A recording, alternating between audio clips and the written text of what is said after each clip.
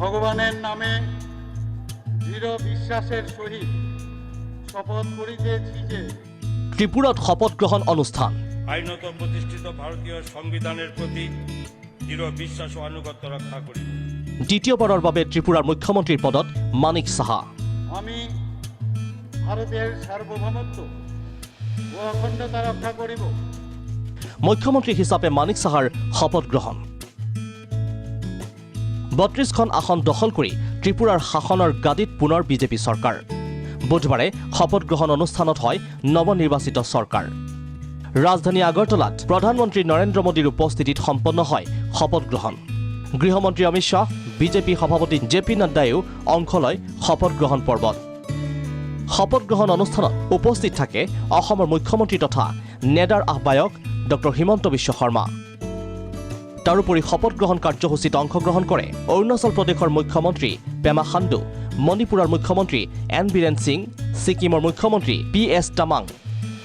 ত্ৰিপুৰাৰ প্ৰাক্তন মুখ্যমন্ত্ৰী বিপ্লৱ দেৱো উপস্থিত থাকে শপত গ্ৰহণ অনুষ্ঠানত। আগৰতলাৰ বিবেকানন্দ ষ্টেডিয়ামত শপত বাক্য পাঠ কৰাই ৰাজ্যপাল সত্যদেৱ নাৰায়ণ আৰ্যই।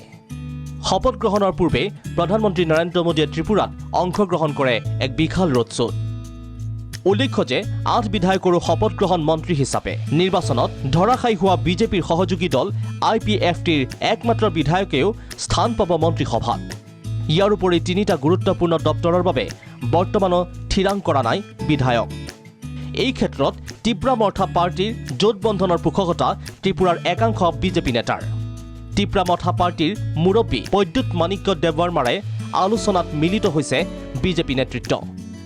অৱশ্যে টিপ্ৰা মৰ্থা পাৰ্টিক সন্মান কৰাবলৈ প্ৰচেষ্টা অব্যাহত ৰাখিছে বিজেপিয়ে। কাৰণ জনগোষ্ঠীয় ভোটক আধাৰ কৰি মাণিক্য দেৱবৰ্মাই দখল কৰিছে 13খন আসন। বৰ্তমান ত্ৰিপুৰাত বিজেপিৰ বিৰুদ্ধে একমাত্ৰ শক্তিশালী দল টিপ্ৰা মৰ্থা পাৰ্টি। সন্মুখত লোকসভা নিৰ্বাচন। লোকসভাৰ নিৰ্বাচনত নিষ্কণ্টক হোৱাৰ লক্ষ্যৰে শেহতীয়াকৈ টিপ্ৰা মৰ্থা পাৰ্টিক বশ কৰাৰ বেহু ৰচনা কৰিছে বিজেপিয়ে। উল্লেখ্য যে ত্ৰিপুৰাৰ শপত গ্ৰহণ অনুষ্ঠানত বৰ্জন কৰে CPIM আৰু কংগ্ৰেছে। National desk report, Prag news. ভগবানেৰ নামে দৃঢ় বিশ্বাসেৰ সহিত শপথ কৰিতেছি যে ত্ৰিপুৰাত শপত গ্ৰহণ অনুষ্ঠান আইনত প্ৰতিষ্ঠিত ভাৰতীয় সংবিধানেৰ প্ৰতি দৃঢ় বিশ্বাস ও আনুগত্য ৰক্ষা কৰিব। দ্বিতীয়বাৰৰ বাবে ত্ৰিপুৰাৰ মুখ্যমন্ত্ৰীৰ পদত মানিক সাহা। আমি ভাৰতেৰ সাৰ্বভৌমত্ব ও অখণ্ডতা ৰক্ষা কৰিব। মুখ্যমন্ত্ৰী হিচাপে মানিক সাহাৰ শপত গ্ৰহণ। ৩২খন আসন দখল কৰি ত্ৰিপুৰাৰ শাসনৰ গাদীত পুনৰ বিজেপি চৰকাৰ। বুধবাৰে শপত গ্ৰহণ অনুষ্ঠানত হয় নৱনিৰ্বাচিত চৰকাৰ। ৰাজধানী আগৰতলাত প্ৰধানমন্ত্ৰী নৰেন্দ্ৰ মোদীৰ উপস্থিতিত সম্পন্ন হয় শপত গ্ৰহণ। গৃহমন্ত্ৰী অমিত শ্বাহ, বিজেপি সভাপতি জে.পি. নাড্ডায়ো অংশ লয় শপত গ্ৰহণ পৰ্বত। শপত গ্ৰহণ অনুষ্ঠানত উপস্থিত থাকে অসমৰ মুখ্যমন্ত্ৰী তথা নেডাৰ আহ্বায়ক ডক্টৰ হিমন্ত বিশ্ব শৰ্মা। তাৰোপৰি শপত গ্ৰহণ কাৰ্যসূচীত অংশগ্ৰহণ কৰে অৰুণাচল প্ৰদেশৰ মুখ্যমন্ত্ৰী পেমা খাণ্ডু, মণিপুৰৰ মুখ্যমন্ত্ৰী এন বীৰেন সিং, ছিকিমৰ মুখ্যমন্ত্ৰী পি.এছ. টামাং। ত্ৰিপুৰাৰ প্ৰাক্তন মুখ্যমন্ত্ৰী বিপ্লৱ দেৱো উপস্থিত থাকে শপত গ্ৰহণ অনুষ্ঠানত। আগৰতলাৰ বিবেকানন্দ ষ্টেডিয়ামত শপত বাক্য পাঠ কৰাই ৰাজ্যপাল সত্যদেৱ নাৰায়ণ আৰ্যই। শপত গ্ৰহণৰ পূৰ্বে প্ৰধানমন্ত্ৰী নৰেন্দ্ৰ মোদীয়ে ত্ৰিপুৰাত অংশগ্ৰহণ কৰে এক বিশাল ৰোড শ্ব'ত। উল্লেখ্য যে ৮ বিধায়কৰো শপত গ্ৰহণ মন্ত্ৰী হিচাপে নিৰ্বাচনত ধৰাশায়ী হোৱা বিজেপিৰ সহযোগী দল IPFTৰ একমাত্ৰ বিধায়কেও স্থান পাব মন্ত্ৰীসভাত। ইয়াৰ উপৰি 3টা গুৰুত্বপূৰ্ণ দপ্তৰৰ বাবে বৰ্তমানো থিৰাং কৰা নাই বিধায়ক। এই ক্ষেত্ৰত টিপ্ৰা মৰ্থা পাৰ্টিৰ জোটবন্ধনৰ পোষকতা ত্ৰিপুৰাৰ একাংশ বিজেপি নেতাৰ।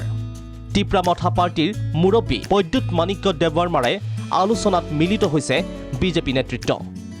অৱশ্যে টিপ্ৰা মৰ্থা পাৰ্টিক সন্মান কৰাবলৈ প্ৰচেষ্টা অব্যাহত ৰাখিছে বিজেপিয়ে। কাৰণ জনগোষ্ঠীয় ভোটক আধাৰ কৰি মাণিক্য দেৱবৰ্মাই দখল কৰিছে 13খন আসন।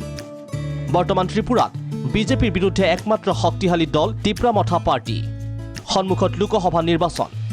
লোকসভাৰ নিৰ্বাচনত নিষ্কণ্টক হোৱাৰ লক্ষ্যৰে শেহতীয়াকৈ টিপ্ৰা মৰ্থা পাৰ্টিক বশ কৰাৰ বেহু ৰচনা কৰিছে বিজেপিয়ে।